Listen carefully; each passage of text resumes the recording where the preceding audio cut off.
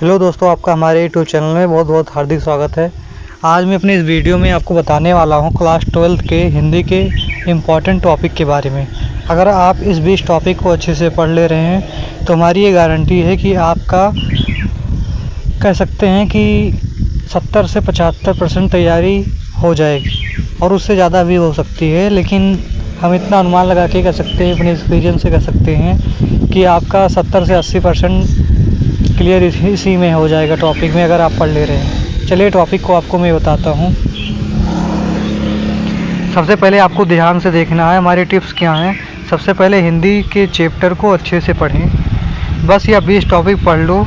हिंदी को कम से कम 1 घंटा डेली पढ़िए। अब इस समय 1 घंटा नहीं, आपको 2 से 2.5 घंटा डेली पढ़ना पड़ेगा, क्योंकि टाइम कम बचा हुआ है। देखिए, आपका हिंदी खंड का और खा 2 में विभाजित होता है, तो खंड का और खा दोनों आपको क्लियर होने चाहिए। चलिए सबसे पहले हम बताते हैं खंड का के बारे में। ध्यान से देखेंगे, खंड खा का जो होता है आपका हिंदी के बहुविकल्पीय प्रश्न, हिंदी के गद्य खंड के इतिहास, शुक्लोत्तर युग, शुक्ल युग, निबंध, उपन्यास, कहानी, आलोचना 5 नंबर के आते हैं। काव्य साहित्य का इतिहास 5 नंबर का ये आता है। तो मैक्सिमम कह सकते हैं इसके बहुविकल्पीय आपको कोई क्लियर नहीं होता है कौन सा याद करना है, मतलब सभी के सभी याद ही करने पड़ेंगे अपने विद्या क्वेश्चन बैंक से। कोई भी आ सकता है, कोई क्लियर नहीं होता, लेकिन ये टॉपिक दोनों 10 नंबर के आते हैं। चलिए आगे देखते हैं। काव्य साहित्य का इतिहास वो भी उसी में सम्मिलित है और 100% इतनी गारंटी है कि इसी टॉपिक से आएगा। अब चलिए देखिए, गद्यांश का आप कह सकते हैं संदर्भ सहित जो व्याख्या लिखने के लिए आता है। आपको अगर ये 4 लेसन अच्छे से गद्य में से याद कर ले रहे हैं तो हमारी गारंटी है कि आपका 5 नंबर क्लियर है। ध्यान से देखिए, राष्ट्र का स्वरूप, अशोक के फूल, भाषा और आधुनिकता, हिंदा रस, ये अगर 4 लेसन आप क्लियर कर ले रहे हैं तो हमारी गारंटी है कि आपका 5 नंबर क्लियर हो जाएगा। चलिए आगे देखते हैं। महत्वपूर्ण पदांश, पदांश में से भी कह सकते हैं 10 नंबर आते हैं। अब देखिए इसमें में से क्या आता है। पवन दूतिका, केकई का अनुताप, श्रीधा मनु, गीत महादेवी वर्मा, नौका विहार। अगर इतने लेसन आप क्लियर कर ले रहे हैं तो हाँ, आशा है कह सकते हैं 100% में से 90% कि आपका इसी में से आएगा, क्योंकि ये लेसन हमने बहुत ढूंढ के और बहुत कह सकते हैं इम्पॉर्टेंट देख के तब आपको बताए हैं। चलिए आगे देखते हैं। जैसे कह सकते हैं जीवन परिचय तो आपको भैया बहुत ज़्यादा दिया रहेगा, लेकिन हमने पूरा कह सकते हैं तर्क शक्ति या एक्सपीरियंस से कह सकते हैं मॉडल पेपरों को देखते हुए इन लेसनों का नाम बताए हैं, जिससे आपको अगर ये याद कर ले रहे हैं तो इन दोनों में से 5-5 नंबर का आता है, जिससे आपका 10 नंबर क्लियर हो जाएगा।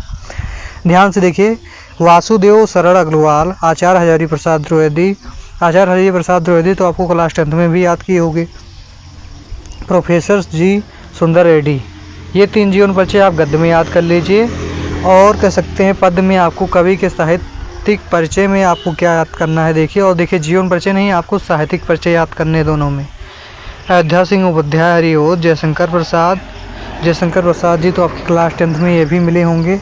फिर रामधारी सिंह दिनकर, महादेवी वर्मा, ये 4 जीवन परिचय अगर आप याद कर ले रहे हैं तो आपका कह सकते हैं 5 नंबर क्लियर है। फिर देखिए कवि का साहित्यिक परिचय जो ऊपर पढ़े वही वाला है, दोबारा आ गया है। महादेवी वर्मा का भी कह सकते हैं इम्पोर्टेंट है। फिर देखिए कहानी आपको कौन कौन सी याद करनी है, पढ़ लेना है, मतलब इतना कह सकते हैं। 3 कहानी है, पंचलाइट, बहादुर, ध्रुव यात्रा, 5 नंबर का ये आता है आपका।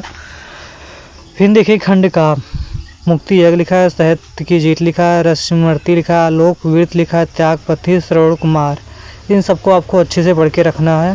फिर खंड खा में देखिए क्या क्या आता है। संस्कृत का आप कह सकते हैं गद्य में इन 4 लेसनों को अच्छे से पढ़ ले रहे हैं तो अच्छी बात है। जातक कथा, संस्कृत भाषा, महात्म, महामना, मालवीय, पतंजलि सिद्धांता, इन सभी को आपको 4 लेसन क्लियर से अच्छे से पढ़ना है। 7 नंबर का इससे क्वेश्चन आएगा। फिर देखिए संस्कृत पदांश, श्लोक में कह सकते हैं ये जो लेसन आपको सामने दिख रहे हैं ये तो कह सकते हैं 2 आपको कह सकते हैं इसमें से श्लोक याद कर सकते हैं, और इन 2 श्लोक याद कर सकते हैं, 2 में से ही आएगा, इतना क्लियर है। 7 नंबर। अब देखिए इसमें मुहावरे और लोकोक्तियाँ दिया है, 2 नंबर का आता है। अपठित गद्यांश 5 नंबर का आता है, शब्द युग्म 2 नंबर का आता है, शब्द अर्थ 2 नंबर का आता है, अनेक शब्दों के लिए एक शब्द 2 नंबर का आता है, वाक्य संशोधन 2 नंबर का आता है। अगर इस सबको आपको क्लियर याद कर लें तो बहुत अच्छी बात है। फिर देखिए रस को आपको कह सकते हैं इसमें 10-12 रस दिए होंगे, सभी को नहीं याद करना। सिंगार रस, हास रस, करुण रस, इन 3 रसों को याद कर ले रहे हैं तो क्लियर है कि आपका क्लियर है। और वीर रस भी बचता है, वीर रस को भी याद कर लीजिएगा आप। अब देखिए छंद में दोहा, सोठा, चौपाई, इन दोनों को, तीनों को याद कर लेंगे तो 2 नंबर इसमें क्लियर हो जाएंगे।